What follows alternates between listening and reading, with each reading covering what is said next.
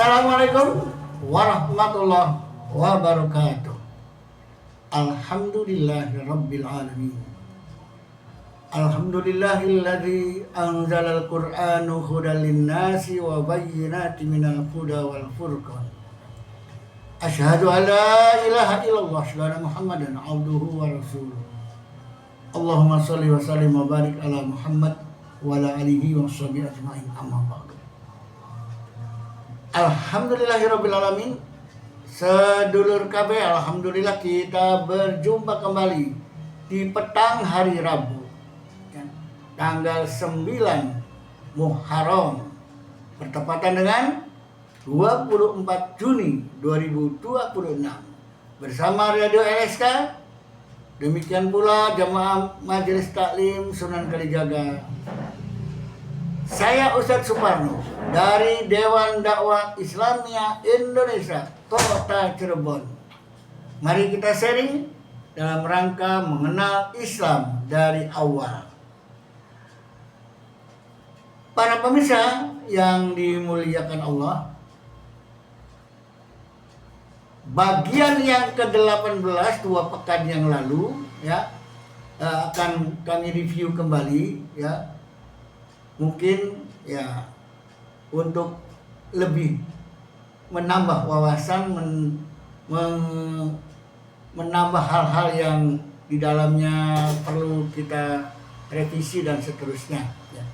Yang jelas pertemuan ke-18 itu akan kita mengurai setelah kita membaca Al-Fatihah di dalam sholat. Apa selanjutnya? Kan membaca surat pendek atau ayat Al-Quran yang kita sukai, yang kita bacakan dalam sholat. Para pemirsa sekalian, di dalam sholat yang dimana bagian daripada membina pribadi bunyal Islam al-khamsin, urutan yang kedua dalam syahadat, terus sholat, dan nanti ketiganya zakat dan sedekah, terus keempatnya siam Ramadan, dan kelimanya ibadah haji. Ini berarti belajar Islam dari awal, dari syahadat sampai haji. Itu kita mantapkan dulu, baru kita bagaimana kita ini sebagai umat Islam itu seharusnya bersikap dan bertindak. Para pemirsa sekalian, ketika memang kita sudah membaca Al-Fatihah, di mana Al-Fatihah itu adalah wajib untuk dibaca. Jadi kalau tidak dibaca, maka sholatnya tidak sah. Nah, di sini memang ada dua orang kemudian menyikapi, kalau begitu setiap baca sholat itu Fatihahnya wajib. Ketika kita makmuman, sebagai makmun, imam baca Fatihah, setelah iman waladhdallin kita baca Fatihah dong, supaya sah. Karena tanpa Fatihah kita tidak sah. Nah, baiklah, mungkin ada yang semacam demikian, tapi kita nggak usah kemudian dipersoalkan apa dan bagaimananya. Yang jelas aturannya itu sholat tanpa Fatihah tidak sah, Tapi ketika berjamaah, Rasulullah menganjurkan agar dengarkan apa yang dibaca imam, termasuk imam baca Fatihah, imam baca surat, kita dengarkan. Ketika Rasulullah mendengar ada orang yang ikut membaca Al-Fatihah atau surat di belakang Rasul ketika makmuman, begitu selesai surat ditegur, jangan berlomba dengan imam. Artinya apa? Ketika imam baca Fatihah kita dengarkan, ketika imam baca surat kita dengarkan, kalau itu berjamaah. Tapi kalau makmuman, kalau bukan makmuman, kalau kita di rumah sendirian, wajib baca Al-Fatihahnya. Atau ketika kita jadi makmum, sholat asar, sholat duhur, karena tidak ada suaranya, tidak didaharkan, tidak dikeraskan suaranya, maka makmum baca Fatihah, baca surat. Gitu. Tentunya baca Fatihahnya jangan kelamaan, suratnya jangan kepanjangan, kira-kira saja. Dan imam pun sama. ketika bacanya tidak keras, ya, sir, ya baca Fatihahnya jangan kelamaan, jangan terlalu cepat, jangan sampai makmumnya baru Maliki Yaumiddin, imamnya sudah Allahu Akbar. Waduh, makmumnya keburu-buru menyelesaikan Fatihahnya. Nah, di sini harus ada pengertian. Termasuk juga ketika sholat maghrib atau isya atau subuh, ya. Ketika memang sholat isya atau sholat maghrib di rakaat yang ketiga maghrib dan ketiga keempat rakaat sholat isya, kan ada imamnya tidak membaca keras di rakaat ketiga keempat isya. Nah, ketika imam membaca Fatihah di rakaat ketiga keempat, jangan kecepatan, ya. Jangan kayak sholat sendiri gitu ya. Tapi kira-kira makmum supaya bisa menyelesaikan Al-Fatihahnya. Kalau lagi rakaat pertama suaranya keras, ya bacanya Bismillahirrahmanirrahim. Alhamdulillahirabbil alamin. Ar-Rahmanir-Rahim dan seterusnya. Pelan. Tapi begitu rakaat ketiga keempat, Bismillahirrahmanirrahim. Alhamdulillahirabbil alamin. Maliki yaumiddin. Allahu Akbar. Makmumnya ketinggalan, makmumnya baru Maliki yaumiddin, imamnya sudah ruku duluan. Nah, di sini. Oke, itu intermezzo kita di awal bagaimana ketika kita sholat berjamaah ya tadi ya, dan sholat sendirian. Mangga Fatihah harus dibaca ya oleh saat kita menunaikan sholat. Para pemirsa sekalian, nah di sini setelah baca Fatihah kita membaca surat. Silakan suratnya tentunya sesuai dengan apa yang kita pahami ya. Kalau bisa surat yang dibaca itu yang kita tahu artinya, kita pahami, atau minimalnya ya. Kalau kita ini temanya apa nih surat ini nih? Oh, suratnya tentang toleransi, lakum dinukum waliyadin al-kafirun. Paham betul kalau baca surat itu ceritanya toleransi. Tapi kalau kitanya paham betul artinya, terjemahannya wah ya, beda lagi. Menggema nilai sholat dalam dada, dalam pola pikirnya. Iya seperti itu. Sebab kalau orang sholat itu surat yang dibacanya itu nyambung dengan yang Al-Fatihah, itu lebih enak lagi. Contohnya misalkan ya, ketika baca surat Tabat yada Al-Hab ya, surat Al-Hab ya. Tabat yada Abi Lahabi wa tab. Wah, begitu kita baca surat itu, apa nih yang terjadi saat Rasulullah berhadapan dengan si Abu Lahab. Wah, si Abu Lahab, ternaknya orang jahiliyah namanya Abu Lahab. Terbul Lahab ya. Nah, Abu Lahab ini tokoh di mana membenci Islam, provokasinya. Dia cenderung kepada yang negatif. Nah, kalau kita lihat Abu Lahab bersikap seperti itu di Al-Fatihahnya itu, Abu Lahab di ayat yang mana ya? Jadi seolah-olah begitu lihat Abu Lahab, oh cocoknya dengan maghdubi alaihim waladdallin. Nah, itu Abu Lahab masuknya ke sana tuh ya. Termasuk istrinya provokator. Ya, istrinya ini menjadi ya provokator ya, membiayai para emak-emak untuk demo. Ya, dulu ada demo. Ya, barang siapa yang mengikuti Abu Lahab dengan dananya, dengan kekayaannya, dia mengumpulkan masyarakat Quraisy untuk menolak dakwah Rasulullah. Tuh ya, wa mar'atuhu hammalatal hatab, ya suka membawa kayu bakar, berarti pengompor ya, mengompori berarti itu memprovokasi, memanas-manasi supaya jangan mau menerima dakwah Rasulullah. Tuh, zaman sekarang kalau ada orang yang baik-baik menyampaikan kebaikan, ada lawannya, orang-orang yang melawan kebaikan. Gimana caranya? Dibiayai. Bagaimana caranya? Supaya orang-orang yang berbuat kebaikan itu dibenci orang. Wah, memang nggak beda zaman dulu dengan zaman sekarang. Ya, begitulah kehidupan. Makanya Al-Fatihah itu ada dua sisi. an'amta alaihim, orang-orang yang suka berjuang sesuai dengan perjuangan mengharap hidup selamat, menjalankan nilai-nilai Islam yang lurus, ihdinas siratal mustaqim, dengan orang-orang yang dimurkai Allah dan orang yang sesat, yaitu mereka para pendusta, pengkhianat, para pembohong, ya, para orang-orang yang suka membenci Islam. Jadi ketika kita baca surat Al-Ahzab itu, ya, kita ingat, oh, di Al-Fatihahnya ada. Nah, misalkan juga kita membaca surat Al-Maun, ya, a'udzubillahi minasyaitonir rajim, ara'aital ladzi yukadzibu biddin. Apa ini? Pendusta agama nih, pendusta agama. Ya. Fawailul lil musallin, celaka orang yang salat. Waduh, celaka gimana nih? Nah, orang yang celaka ini berarti, ya, orang yang apa? Orang yang nggak pernah ngasih, ya, orang-orang miskin, membantu orang miskin, ngasih makan, ngasih bantuan dan sebagainya. Oh, berarti ini sikap yang tidak kasih sayang.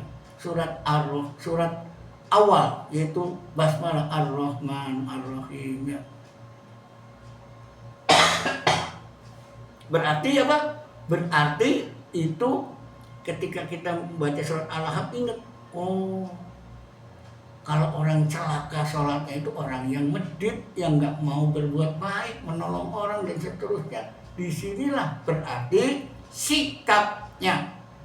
Kita harus memiliki sikap yang Allah berikan kepada kita, apapun Allah ngasih kita Ar-Rahman, ya, Allah memberi kita, maka kita pun bisa memberi kepada orang lain, ya, sehingga kita merasa menjadi ibadur Rahman, orang yang suka menerapkan nilai-nilai kasih sayang dalam kehidupan. Nah, di sini berarti ada hubungannya nih sholat dengan sedekah, dengan zakat. Wa mimma razaqnahum yunfiqun wa aqimus sholata wa yu'tuna zakat. Nah, kan gitu. Berarti sholat dengan zakat ada hubungannya nih, ya. Berarti kita bisa masuk ke ranah ketiga, rukun Islam yang berkaitan dengan zakat, sedekah, dan infak. Semuanya menjadi sebuah aturan yang jelas, menjadi satu paket antara sholat dan sedekah.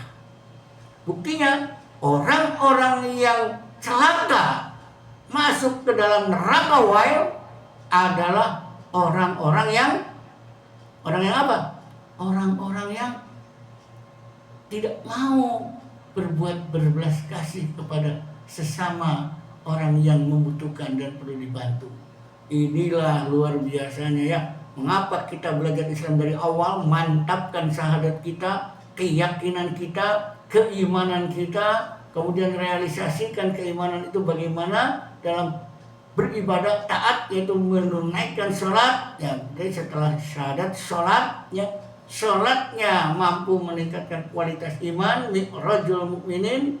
Rasul menyatakan as-sholatu mi'rajul mu'minin, orang yang sholat berupaya nilai kualitas imannya meningkat. Nah, ketika meningkat imannya, orang-orang yang betul-betul beriman dan sholatnya betul-betul paham apa itu sholat, bukan sekedar sholat kewajiban selesai, tapi ada efeknya dalam aplikasi kehidupan. Bagaimana penerapan nilai-nilai sholat dalam kehidupan? Salah satunya adalah, ya, wayamnaunal maun, ya. Orang-orang yang tidak mau memberikan makanan yang berguna, itulah orang yang celaka. Makanya jadilah orang yang senantiasa menebar belas kasih, memberikan sesuatu kepada siapapun yang membutuhkan. Luar biasa hubungan syahadat, keyakinan dengan ibadah yang berkaitan dengan membina diri menjadi manusia mukmin, ada hubungannya dengan nilai sosial. Nah, nilai sosial ini ada nilai kemanusiaan, di sana di dalamnya ada bagaimana merasakan penderitaan orang lain, itu kan manusia seperti itu. Apa yang dirasakan orang lain kita pun ikut merasakan, itulah namanya manusia. Kalau dia tidak merasakan, ingin kaya sendiri, enak sendiri, segala sendiri, ada orang susah dia tidak merasakan, wah, itu namanya bukan manusia. Nah, sisi kemanusiaannya di sana berarti ada hubungan sesama antar manusia, belas kasih. Ya. Ruhama'u bainahum, kasih sayang dalam kehidupan. Luar biasa sekali. Ya, Islam mengajarkan sesuatu ya. Makanya bacaan-bacaan sholat ya yang berkaitan ya dengan surat yang dibaca itu kita harus paham betul supaya jangan sampai kita sholat ya sholat nggak ada hasilnya biasa saja. Ya, di dalam Al-Quran Allah menekankan waqra'u ma tayassara minal Quran. Baca apa yang kamu ngerti, kamu pahami. Ya, Al-Quran itu diterapkan di sholat. Nah, bagaimana nih kalau kebetulan sholat Isya atau sholat subuh atau sholat Jumat ya, imamnya bacanya suratnya panjang. Ya, yang penting di Al-Fatihah kita sudah paham betul apa itu Al-Fatihah. Ya kan? Kita sudah paham betul. Nah, kalau kita sudah paham betul ya, ketika imamnya baca surat panjang ya kita dengarkan saja. Kita dengarkan. Ada juga mungkin kata atau kalimat dalam ayat-ayat yang dibaca itu kita pernah mendengar atau kita pernah tahu ya. Misalkan imamnya membaca surat Al-Baqarah ayat 154 ya, a'udzubillahi minasyaitonir rajim ya ayyuhalladzina amanu udkhulu fis-silmi kafah wa la tattabi'u khutuwatis syaitan innahu lakum aduwwum mubin. Maaf ya, ini Al-Baqarah 208 ya, 208 ya. Ya. Kalau yang 154 ya ayyuhalladzina amanu sta'inu bisabri wasshalah ya. Ya ayyuhalladzina amanu sta'inu bisabri wasshalah innallaha ma'as-sabirin. Nah, minimal ada kata-kata salat nih. Imamnya bacanya orang beriman salat. Ketika kita enggak ngerti ya sta'inu bisabri, sta'inu apa ngerti? Sabri, sabar. Ingat ya, tahu ya. Jadi minimalnya itu kita ini orang sholat kudu sabar. Minimalnya itu ada kata-kata yang menyentuh ya di hati kita.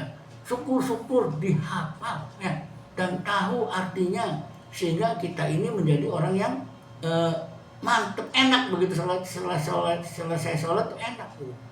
Nah, di sinilah ya antara hubungannya antara surat yang dibaca dengan Al-Fatihah yang kita baca. Ya. Kalau hubungannya tadi surat yang berkaitan dengan sholat dan sabar kemana? Larinya itu ke itu iyyaka na'budu wa iyyaka nasta'in. Sholat itu kan beribadah, lari ke ayat Al-Fatihahnya ke sana. Ya. Akhirnya kan kita harus bisa seperti itu. Jadi sholatnya tuh nikmat deh gitu. Memang ada ustadz yang pernah bercerita kalau kita membunyikan satu ayat Al-Quran maka akan ayat-ayat lain akan berdatangan memberikan informasi ya yang mirip saling menjelaskan. Kalau bahasa belajar tafsirnya Al-Quran yufassiru ba'duhu ba'du. Al-Quran itu saling memberi penafsiran satu dengan yang lainnya. Mungkin itu yang dimaksud ketika kita baca Ar-Rahmanir Rahim. Apa di benak kita? Ar-Rahman itu ada hubungannya dengan surat Ar-Rahman ya. Ar-Rahman Allamal Quran. Nah, nanti kalau kita sudah tahu seperti itu, bacaan kita sudah semakin banyak, kita bisa saling mengkaitkan, menghubungkan, dan kemudian syukur-syukur tahu artinya. Wah, luar biasa itu ya. Akan menjadi sebuah tambah bersemangat ya memahami Islamnya. Ini kan baru dari awal nih, mengenal Islam dari awal ya, sehingga luar biasa. Nah, para pemirsa di rumah Radio LSK 107,9, para jamaah ya, jamaah pengajian Sunan Gunung Jati yang biasa ada di masjid sini ya, di masjid dekat LSK ya. Demikian juga ya para rekan-rekan rekan-rekan semua, ya keluarga besar Dewan Dakwah Kota Cirebon ya. Kita akan lanjutkan kepada bagian yang ke-19 ya. Salat setelah salat kita membaca surat, apa yang selanjutnya mari kita simak pada bagian yang ke-19. Demikian kurang lebihnya. Assalamualaikum warahmatullahi wabarakatuh.